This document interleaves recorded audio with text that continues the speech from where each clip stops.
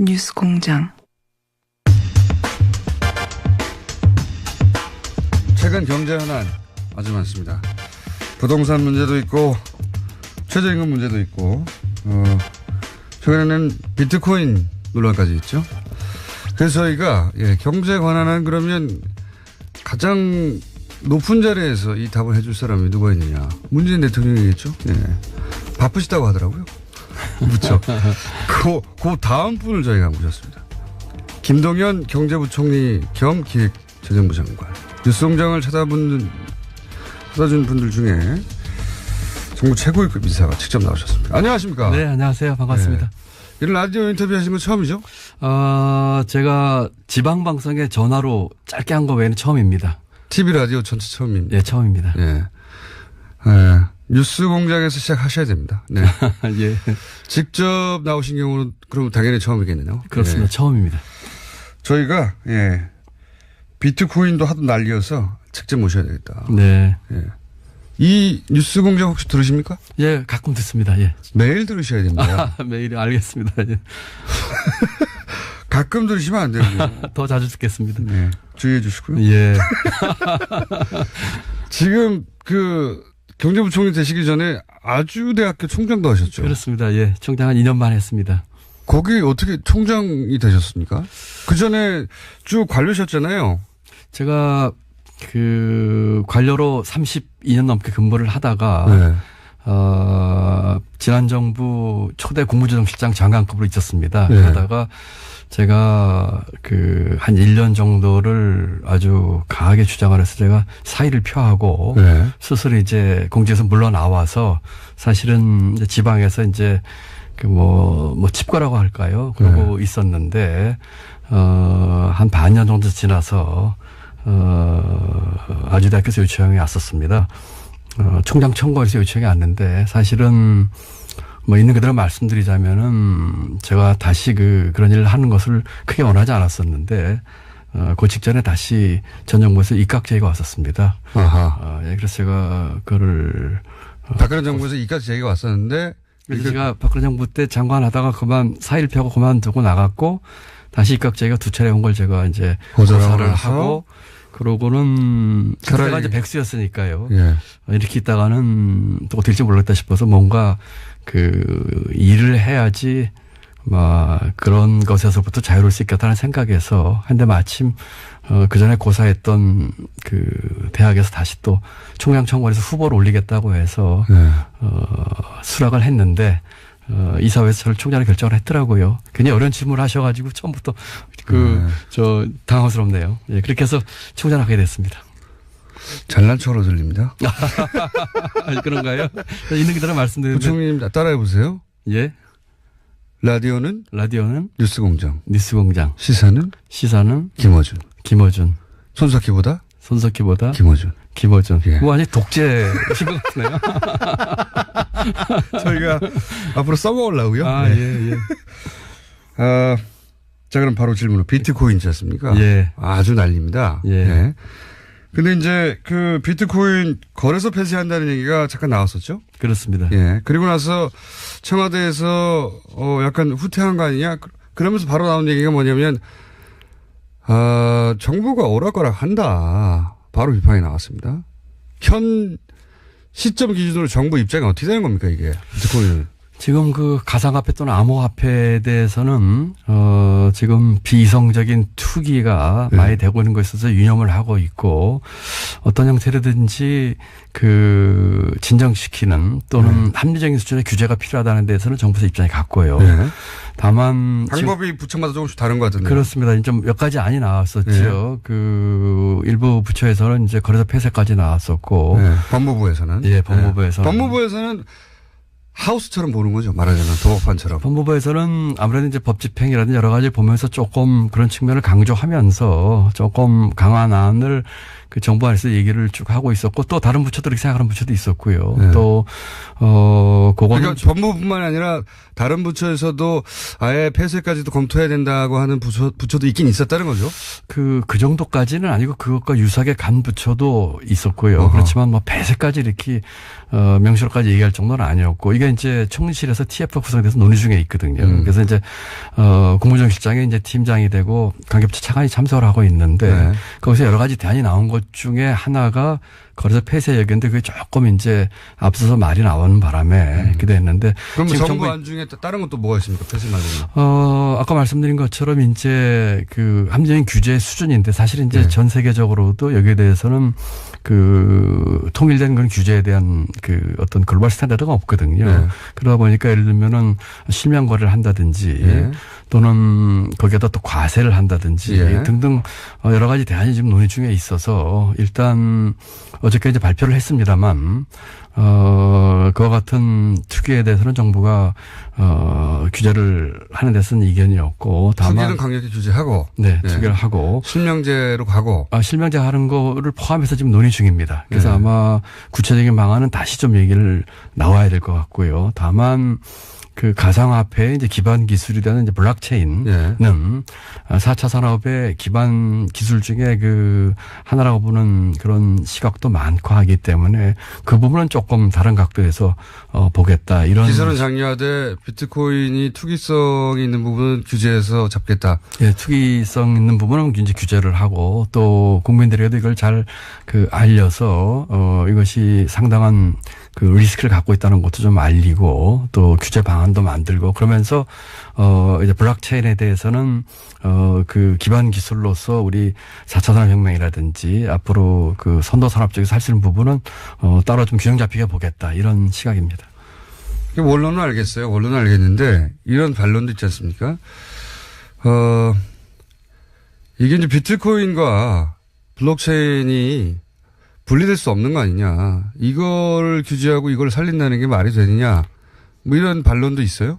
블록체인은 이제 앞으로 산업에서 예를 들면 보안이라든지 물류 여러 측면에서 활용이 가능한 기반 기술이고 기반 기술이거든요. 근데 그것을 활용한 것 중에 하나가 이제 일종의 암호화폐나 가상화폐 같은 것인데 그러니까 그 기술 자체에 대해서 옛날에 이제 인터넷과 비슷한 겁니다. 네. 인터넷 처음 나올 때는 규제하려고 했었거든요. 그런 것들을 산업적인 측면이나 경제 측면에서 어떻게 잘 활용할까 하는 측면하고 그것이 활용돼서 나온 가상화폐의 이제 투기적인 측면이라든지 선의 투자 피해 문제라든지 이런 부분은 또 다르게 봐야 했다. 분리해서. 이렇게 봐야 되겠죠. 거래소 폐쇄가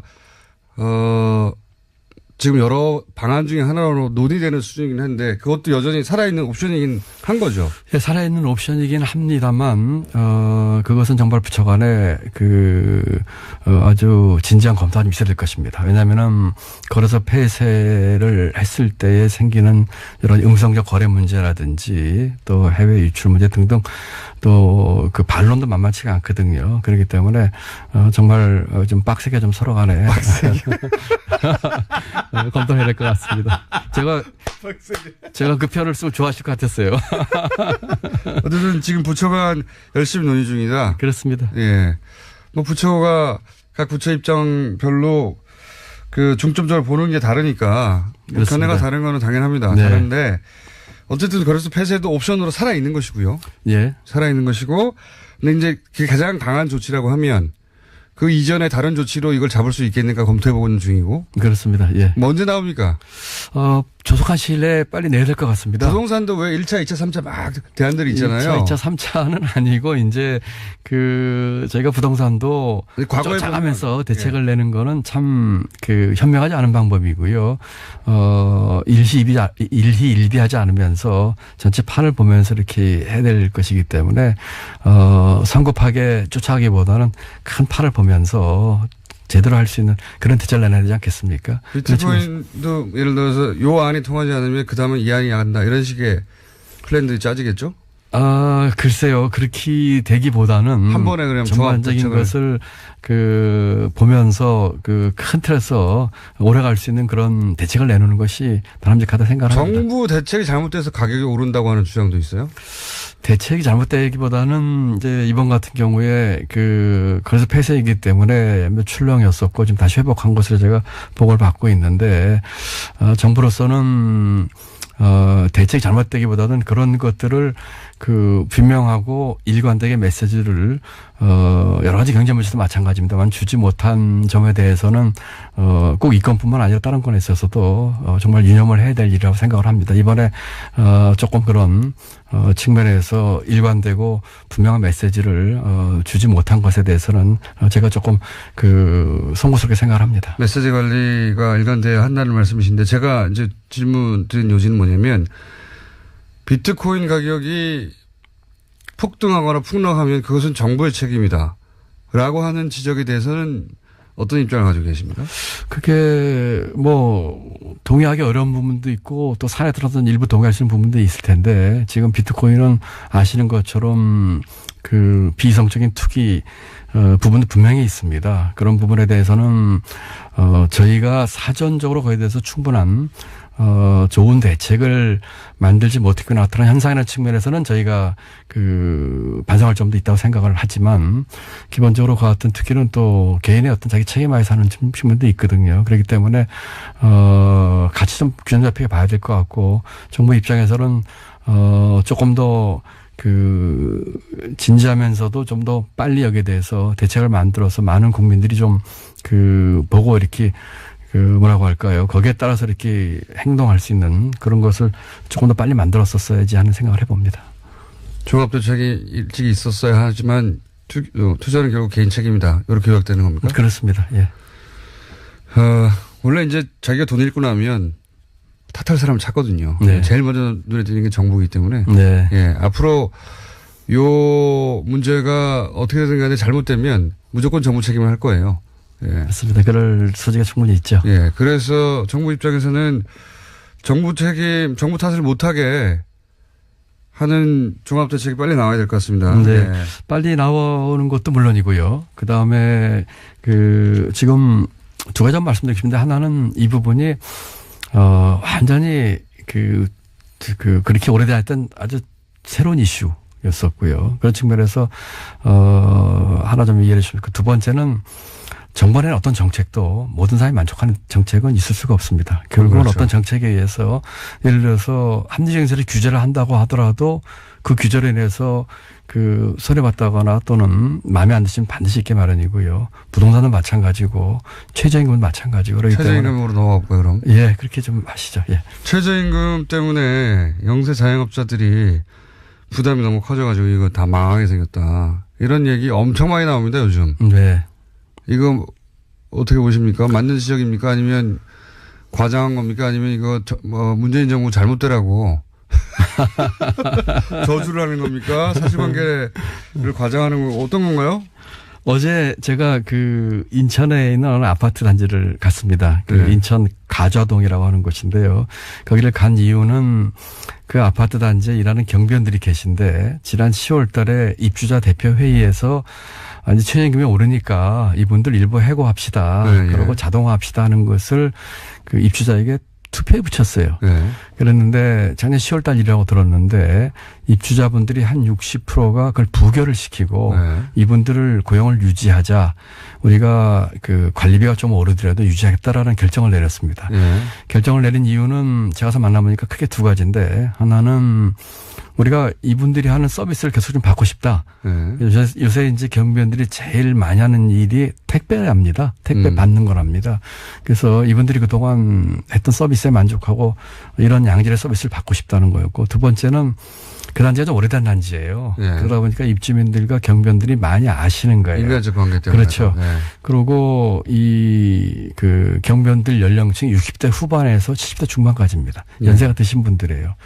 제가 지금 말씀드린 데에 어떻게 보면 최저임금에 답이 있는데, 첫 번째로는 이걸 왜 하냐면은 경비원 같은 분들이 이번에 최저임금이 올라가지고 월급으로 따지면 157만 원 받습니다. 네. 작년 기준하면 이게 한 135만 원 정도거든요. 네. 그러면 우리나라에서 지금 157만 원 정도의 돈으로, 또는 작년에 135만 원 돈으로 과연 인간다운 삶을 살 수 있느냐 하는 측면에서 한번 생각을 해봐야 되는 거죠. 우리가 저임금 근로자가 23%입니다. OECD 3위 수준이거든요. 그래서 그런 분들의 취약계층의 그 사람다운 삶에 대한 얘기. 최소한의 삶의 질을 보장해야 된다. 뭐 그런 거죠. 두 번째로는 이분들이 아까 60대 중반에서 70대 중반이라고 그랬는데 이때 있는 분들이 대부분이 장년층 이상이 35%입니다. 여성 근로자의 4분의 1입니다. 남자보다 2배입니다. 최저임금 대상이. 청년들의 4분의 1입니다. 이런 계층에 대한 얘기들이에요. 그래서 이런 것들 좀 해야 되겠고, 그 다음에는 우리 사회에 또는 경제의 가장 구조적인 문제가 양극화 문제입니다. 이 문제가 작년에 우리가 성장을 3%를 하고 금년에 3% 목표를 하고 있는데 3%, 4% 성장을 하면 뭐 하겠습니까? 이와 같은 구조적인 문제가 우리 사회와 굉장히 내재하고 있는 한 지속 가능한 성장을 할 수가 없는 것이죠. 그러면서 양극화 문제도 있고요. 지금 우리 공장님께서 질문하신 것처럼 영세 상공인이나 이제 중소기업에 대한 문제가 있습니다. 이 부분이 저희가 가장 신경 쓰는 부분이에요. 평균 그동안의 최저임금이 7.4%가 올랐습니다. 매년. 이번에 16.4%가 오르거든요. 너무 한꺼번에 많이 올랐다는 거죠? 올랐다는 얘기죠. 많이 오른 부분이 숫자로 얘기하면 그렇습니다. 9% 정도입니다. 그래서 정부가 이제 일자리 안정자금이라고 하는 예산을 투입을 해서 그 9% 오른 분에 대해서는 보전을 해 줍니다. 물론 30인 미만 사업주긴 합니다만은 이와 같은 문제 때문에 죄송합니다. 다소나마 있을 수 있는 어려운 사업주들을 도와주기 위해서 정부가 굉장히 어려운 결정을 했거든요. 3조에 해당하는 돈을 가지고 예년보다 더 오른 9%에 해당하는 돈을 지원을 하는 것으로 했기 때문에 어려운 사업주분들이 일자리 안정기금요. 일자리 안정자금입니다. 그렇게 해서 최저임금에 해당하는 분 한 분 고용하는 기준으로 하면은 월 제가 13만 원을 지원해드리고 있거든요. 한 사람 당입니까? 한 사람 당입니다. 그럼 10사람을 하면요? 그럼 130만 원이죠. 그다음에 플러스 이분들이 이제 고용이 되려면 이제 사회보험에 가입을 해야 됩니다. 그래야지 이제 해당이 되는데 그러면 고용보험이라든지 건강보험 가입을 해야 될 거 아니겠습니까? 그것도 이번에 대폭 저희가 지원해 줍니다. 예를 들어서 신규로 가입하는 고용보험과 건강보험 제가 90% 지원해 주거든요. 90%가 그렇지만 지원해 줍니다. 그런 식으로 하기 때문에 국민연금. 국민연금과 고용보험이에요.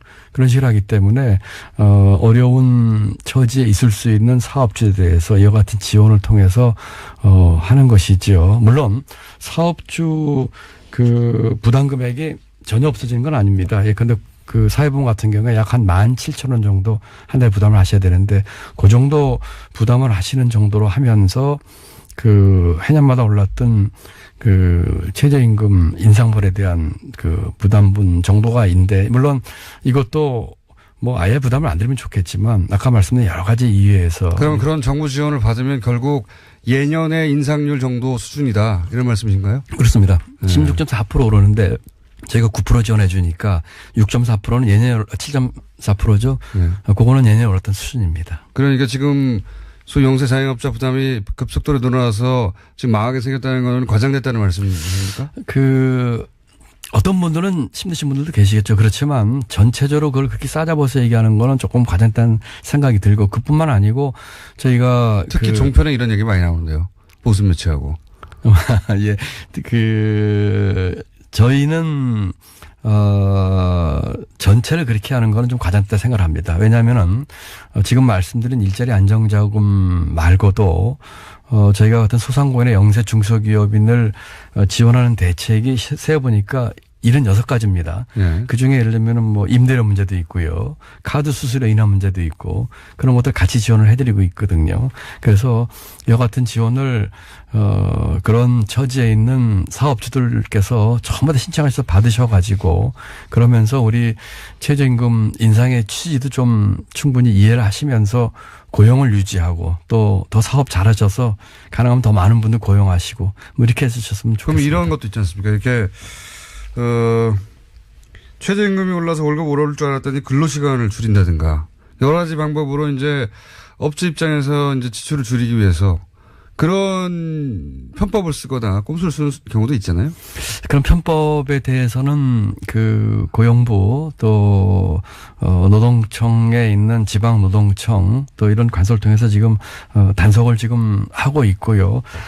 그렇게 하시면 안 되죠. 그런 분들에 대해서는 안 되죠. 안 되죠. 그런 분들에 대해서는 그 저희 그 고용부 주부생 안 되는지 알면서 그러는 거죠. 네, 그런 단속을 저희가 하고 또 이렇게 행정 지도라든지 또 잘 안 내다고 할 생각이 있습니다. 만약 하여튼 이 자리를 빌어서 그런 사업주분들께서는 한 번도 빠짐없이 일자리 안정금 신청하시고 또 아까 말씀드린 가자동 아파트를 갔더니요. 그 입주자 대표도 만나고 제가 경비원들을 만났는데 전부 다 좋아하세요. 그리고 입주자들 좋아하고 입주자 대표분들은요. 작년 10월 달이면은 자기들이 그 관리비 인상분을 부담을 하겠다고 결정을 했습니다. 21평부터 41평까지 3개 평수가 있었는데 자기들이 부담해야 되는 관리비가 4,000원에서 월 8,000원이 올라가는 거였었어요. 네. 고용을 유지했을 때. 최저임금 인상분을 내야 되니까. 그런데 정부가 지원을 해주는 게 나중에 결정냈는데. 이 경우도 지원합니까? 그렇습니다. 그 아파트 경비원 같은 경우는 인원수 상관없이 다 합니다. 그래요? 네. 왜냐면은 아파트 경비원. 그거 잘하셨네요. 네. 아파트 경비원들이 가장 해고가 쉬운 직종입니다. 그래서 30인이 넘어도 다 해드립니다. 그런데 이분들 가자동 아파트 주민 같은 경우는 참 감사한 것이 이 결정하기 전에 이미 결정을 이렇게 하셨어요.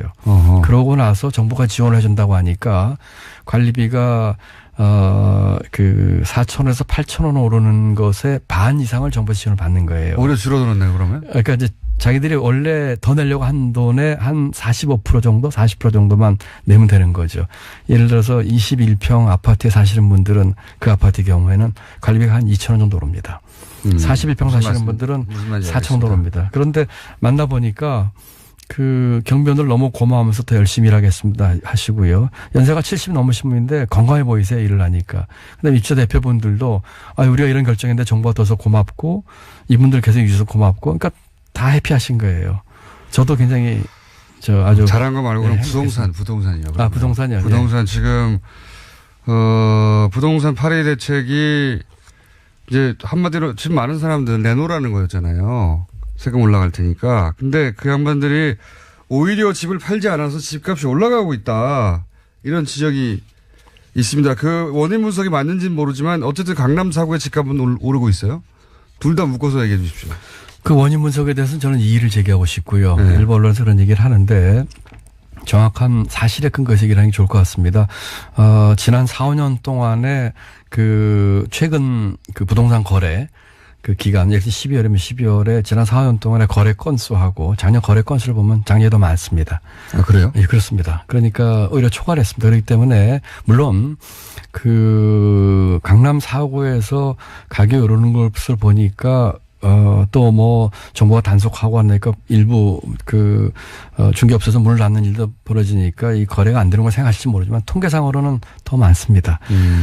그리고 지금 또 하나 재미있는 통계가 강남 4구에서 집값이 오르는데 6억 이상의 고가 아파트가 오르고 있습니다. 그럼 6억 미만의 이하의 중저가 아파트는 가격이 그렇게 오르고 그 정도로 오르고 있지 않는. 그럼 어떻게 해석해야 됩니까? 글쎄요, 그거를 저희도 이제 쭉 통계를 보면서 이제 분석을 하고 있는데, 투기적 수요가 몰리기는 가장 크다고 생각합니다. 왜냐하면은, 공급 물량도 늘었습니다. 강남을 비롯해서 수도권 전반적으로 공급 물량도 1% 늘었거든요. 그 다음에 아까 말씀드린 것처럼, 그런, 거래량도 많지는 않지만 얘보다 늘어나는 것도 있고 하기 때문에 저희는 투기적 수요가 가장 큰 원인이라 생각을 하고 있습니다. 그러면 결국 보유세 문제가 나오지 않습니까? 보유세 도입해야 되는 거 아닙니까? 보유세 문제가 간단치가 않습니다. 저희도 여러 가지 검토를 하고 있는데. 보유세는 찬성률이 훨씬 높던데요. 찬성률이 훨씬 높죠. 네. 찬성률이 그럼 높을 수밖에 없죠. 네.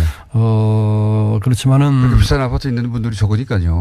예. 나머지 분들은 찬성하는 거죠. 네. 아니, 그리고 보유세를 올리고자 하는 그런 측면에서 충분히 타당성이 있습니다. 예를 들어서. 근데 왜 고민하는 거죠? 왜 고민하면 이런 거죠. 뭐 간단히 말씀드리면은 예를 들어서 우리 보유세와 거래세를 봤을 적에 보유세가 거래세에 비해서 상대적으로 다른 비해서 우리가 낮은 편입니다. 예. 그다음에 다주택을 가지고 있다든지 하는 분들에 대한 과세 형평의 문제에 있어서 보유세를 좀 올려있다는 측면에서 타당성이 있습니다. 그렇지 않습니까? 네. 예. 다만 부동산 가격 안정용으로 이 보유세를 쓰는 문제는 생각할 점이 많습니다. 왜 그렇습니까? 왜냐하면은 정부가 지금 강남 4구라든지 그 아파트 부동산 가격 안정에 있어서 원칙은 그 해당 지역의 맞춤형을 저희는 원하고 있거든요. 네. 보유세를 올리면 전국적으로 다 올려야 됩니다. 그렇죠. 그렇다면은 보유세가 크게 두 가지가 있는데 네. 재산세가 있고 종부세가 있습니다. 네. 재산세 같은 경우는 그 전부 다 올리게 되면은 전국이 다 영향을 받습니다. 종부세로 하면 종부세로 하게 되더라도 그 일정한 기준 이상의 집들은 전부 해당이 되는 것이죠. 그렇죠. 그 지금 안 그래도 오늘도 어느 언론에서는 제가 나오면서 보니까 강남을 때렸는데 지방이 쓰렸다 이런 말이 나오는데 지금 저희가 관심을 갖고 모니터링하고 있는 그 일부 지역 외에 다른 지역까지 전부 그 대상이 됩니다. 그래서 이건 문제는 그 마음 같아서는 그래도 대부분은 그 대상은 결국은 뭐 강남 지역이나 그 정도 가격이면 강남 지역에 있는 아파트들이 그 대상이 되는 율이 훨씬 높죠. 예. 그렇지만 다른 지역의 아파트나 부동산도 대상이 되는 문제가 있습니다. 그리고 그 지역도 대상이 되면 안 됩니까? 그 지역 같은 경우는 예를 들면 지금 강남 4구나를 비롯한 일부 지금 부동산 과열이 아닌 지구들이 많이 있습니다. 네. 그런 지역까지 이제 해당되는 문제가 있기 때문에. 부동산 과열 지역에 집중해서 하고 싶은데 다른 지역에도 영향을 준다. 그러니까 근데 부동산 보유세는 그 특정 일정한 가격 이상을 소유한 사람들한테 일괄적으로 다 적용돼도 되는 거 아닙니까? 지금 그렇게 돼 있죠. 네. 그렇게 돼 있으니까 그리고 예를 들어 가지고 정책 목표를 부동산 가격을 잡기 위한 정책 수단으로 이것이 얼만큼 작동을 할 것인지 제가 면밀히 봐야 되거든요. 네. 그러니까 지금 말씀하신 것처럼 그 거래세의 관계라든지 다주택 소유자에 대한 과세형평 문제로 봐서는 긍정적으로 봐야 될 측면이 있고요. 조세 정책 측면에서 봐서는 부동산 가격이나 특정 지역을 타겟으로 하는 것으로는 이것이 어떤 효과가 있을까 면밀히 분석을 좀 해봐야 됩니다. 이게 혹시 보수 매체의 저항이라든가 그런 거랑 상관없습니다. 그런 거 상관없습니까? 예, 상관없습니다. 예. 진짜로 상관없어요? 예, 상관없습니다. 부총리님 아파트 비싼 거 아닙니까 혹시? 저는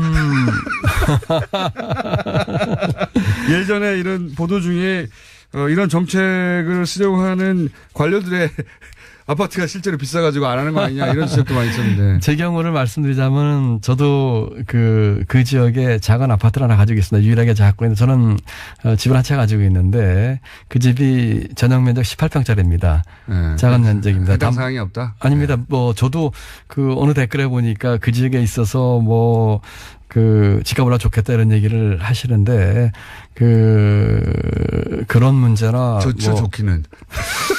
사실은 뭐 별로 뭐 그런 점도 모르겠어요. 집이 하나인 사람들. 네, 집이 하나인데요. 집이 하나 제가 집이 상관이 하나, 없어요, 사실. 집이 하나인데요. 네. 그리고 그 보수 언론 내지는 이런 것에 대해서 뭐 어떤 분들은 그런 얘기를 많이 하십니다. 어떤 그 언론에 계신 많은 분들은 그 지역과 관련이 많기 때문에 뭐 그런 얘기를 하신다는 얘기도 들리고 하지만은 네. 저희가 정책을 하면서는 그런데 구애받지 않고요. 네. 그 정말 그 사심 없이 한 가지 좀 더 좀 그 말 나와서 현 정부가 혹시 이렇게 보수 매체의 공격이나 보수 매체의 어떤 태클이나 이런데 신경을 많이 쓰는 편입니까? 부처회의 할 때 보면 뭐 이런 기사 나왔는데 이러면서 이렇게 과거에 영향 많이 받았잖아요. 그런 제가 뭐 보수 매체다 그렇지 않은 매체를 나누는 건 뭐 제가 바람직하지 않은 것 같고요. 보수 매체가 주로 공격을 하니까요. 제 입장에서는 언론에서 하는 얘기에 저희가 신경을 안 쓸 수는 없지요. 왜냐하면 네. 그런 것들이 국민에게 바로 이제 영향을 주시고 하니까요. 그렇지만은 저희가 정책을 하면서 그런 것에 저희가 참고는 하지만 그것에 영향을 받게 되면은. 노무현 정부 때도 계셨으니까 지금 드리는 네. 말씀인데 노무현 정부 때에 비해서 지금 보수 매체의 공격에 그때만큼 신경을 쓴다 안 쓴다?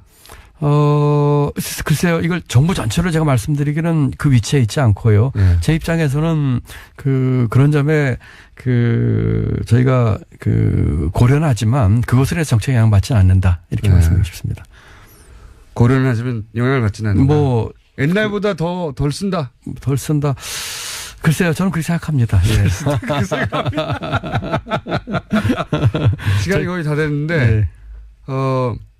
아니, 예정된 시간 지나갔군요. 예. 지나갔습니까? 예, 뭐, 국무회의 하셔야 된다고. 예, 국무회의가 오늘 대선전인데 조금 국무회의를 맨날 하는 거 아닙니까? 맨날은 아니고 매주 하는데 뭐 조금 더 하시죠. 매주 하는 거고 처음 나오셨는데. 사실은 뭐 저는 그렇습니다.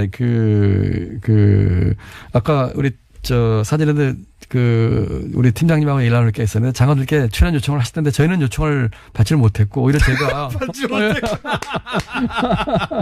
오히려 제가 우리 직원에게 네. 우리 뉴스 그냥 나가자. 네. 제가 먼저 얘기를 했어요. 그래야죠. 모든 부처 장관님들이 네. 나와주셔야 돼요. 직접 나와서 설명하셔야 되고 오해받으면 풀어야 되고. 근데 제가 나오자고 제가 먼저 얘기를 하고 우리 직원이 그렇게 요청을 한 이유가 우리 김원희 씨를 보고 싶은 생각도 있었지만 네. 그것보다는 제가 국민들하고 직접 소통을 하고. 맞습니다. 예, 그리고. 아니, 대통령도 직접 소통하는 마당에. 예, 그렇습니다. 그래서 아주 진솔하게 많은 부분들이 국민들께 잘 전달이 안 된 부분이 많이 있어요. 그걸 제가 직접 말씀드리고 싶어서 그렇게 했었거든요. 맞습니다. 그러니까 뭔가 오해를 받거나 잘못 전달됐으면 직접 나와주셔야 됩니다. 그래서 제가 시간이 바쁘면 좀 더 하시죠. 뭐 그런 면에서 모처럼 또 다음에 또 받아주신다면 제가 또 나오겠습니다. 모처럼이 아니라 처음 나오시는군요. 그러니까 아니 그것도 일반인들이 궁금해하는 대목이거든요. 이제 소위 이제 노무현 정부와 비교해서 지금 청와대에는 노무현 정부에 근무하셨던 분들이 많으니까 비교해서 보수 매체가 공격하는 정도는 과거나 지금이나 마찬가지로 많은데 신경 쓰는 정도가 덜하다 이전에는. 글쎄요, 그걸 뭐 제 입장에서 공격이라기보다는 이제 뭐 비판이라고 생각을 하고요. 제가 정부에 있는 당국자가 그렇게 신경 안 쓸 수는 없지만, 신경 안 쓸 수 없지만 그런 비판에도 저희가 신경을 쓰지만 그래도 뚜벅뚜벅 저희가 사심 없이 객관적으로 할 일을 한다 이렇게 이해해 주시면 좋을 것 같습니다. 그리고 거기에 내 집이 있어도 예.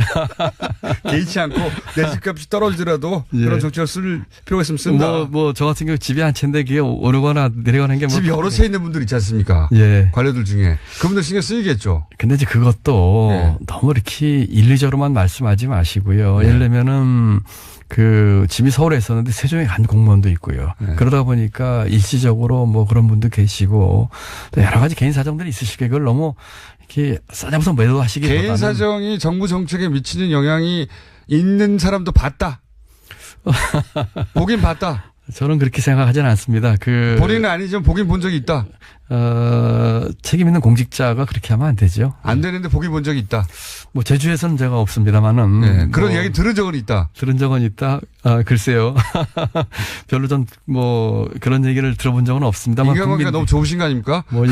국민들이 보시기에는 그런 오해를 또 하실 수도 있으시겠죠. 그런 분도 있을 수 있겠죠, 그죠? 뭐 있을 수 있겠죠. 예. 그러니까 그 정도는 인정하셔야죠.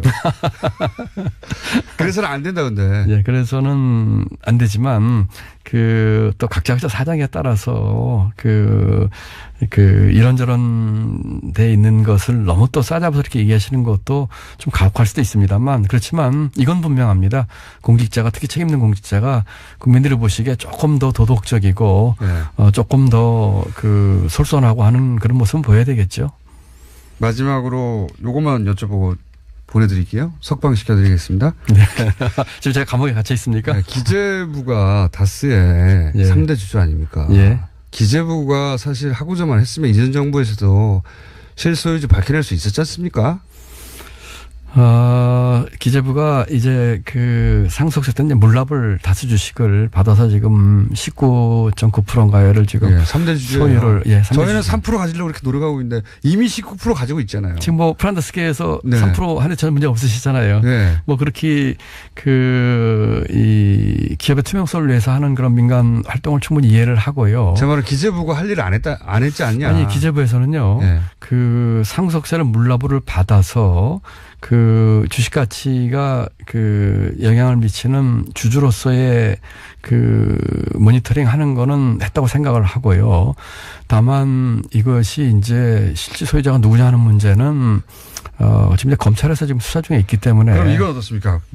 물납으로 받을 수는 있는데 비상장 주식을 다른 주식, 그러니까 상장 주식도 분명히 소유하고 있었고, 이 상속세를 낼 주체가. 게다가 뭐 회원권이라든가 황금성 훨씬 황금할 수 있는 요건이 강한 뭐 그런 다른 부동산이라든가 할 수 있는데 그거 안 하고 비상장 물납으로 받았다. 그거는 좀 오해건 오해십니다. 지금 저희가 국세를 받는데 이제 현금이 있으면 받겠죠. 상속세를. 현금. 예. 그 다음에가 국공채입니다. 예. 두 번째가. 세 번째가 상장된 주식입니다. 상장된 주식을 소유하고 있었다고 하더라고요. 상장된 주식을 규제가 있는 상장 주식 했는데 제가 알기로는 그것까지는 모르겠으나 아마 그러진 않았을 겁니다. 그다음에 그랬다고 하던데요. 그러지 않았을 겁니다. 왜냐면은 기재부라고 변호해 주시는 거 아닙니다. 네. 제가 뭐 그 변화를 생각하고 만약에 제가 잘못하면 밝혀내야죠. 세 번째가 그다음에 이제 부동산입니다. 네. 그다음에 비상장 주식인데 다만 제도적으로 잘못돼 있는 게 하나 있었어요. 그걸 이번에 고쳤는데 부동산에 이제 저당권이 설정됐을 경우에 부동산을 물납을 안 받은 겁니다. 저당권 뭐 100만 원 설정돼 있는데 소액이라고 제가 들었는데 네. 근데 그때 규정상이 돼 있었어요. 그러다 보니까 이제 비상장을 받았는데 이번에 그래서 그 제도를 고쳐서 부동산이라고 하더라도 저당권 여력이 있는 경우에는 저희가 먼저 받도록 비상장 주식도 이렇게 고쳤습니다. 그거는 제가 이번에 시정을 했고요. 기재부가 이전 정부 시절에 다스 물납 요건을 굉장히 물렁하게 적용해가지고 비상장 주식으로 처리하게 해줘 용인해 준 측면이 있다. 이거 꼼수다. 저는 거기 동의하지 않는데요. 네. 잘 몰라서 그러시는 거 아닙니다. 그렇지 않습니다. 제가 기재부의 지금 책임자인데. 안홍구 청장님하고 한번 붙어보셔야 될 것 같은데. 우리 안홍구 청장은 뭐 저하고 공무원 시험도 동기고요. 네. 뭐 아주 훌륭하신 분이고. 그분은 백수예요. 총리가 됐지만 부총님은. 안 청장은 이제 국세청에서 대구청장까지 하셨죠. 아주 훌륭하신 분이고. 네, 그분은 이게 받았다고 하던데요, 이거. 아닙니다. 그거는 네. 물론 제가 이제 그 일에 직접 관여하고 있지는 않습니다만 이런 거죠. 규정에 따라서 했는데 규정의 잘못이 있었죠. 말씀드린 것처럼 부동산 저당권 문제가 있었기 때문에 물납을 비상장 주식을 규정이 잘못됐다. 그렇죠. 그래서 규정을 고친 거죠. 네. 그리고 기획재정부 장관이시다 보니까 자꾸 아닙니다. 그거는 제가 보는데 기획재정부 다스는 누구 겁니까 그래서? 그거는 이제 검찰에서 밝혀지겠죠. 그거 어떻게 생각하십니까 개인적으로는? 개인적으로 제가 뭐 거기 별 생각이 없고요. 제가 생각 있으시겠죠. 아닙니다. 제가 넘어가기 전에 기재부 얘기를 드리자면은 제가 기재부에서 오랫동안 공직생활을 했는데요. 제가 20대 중반부터 했으니까요.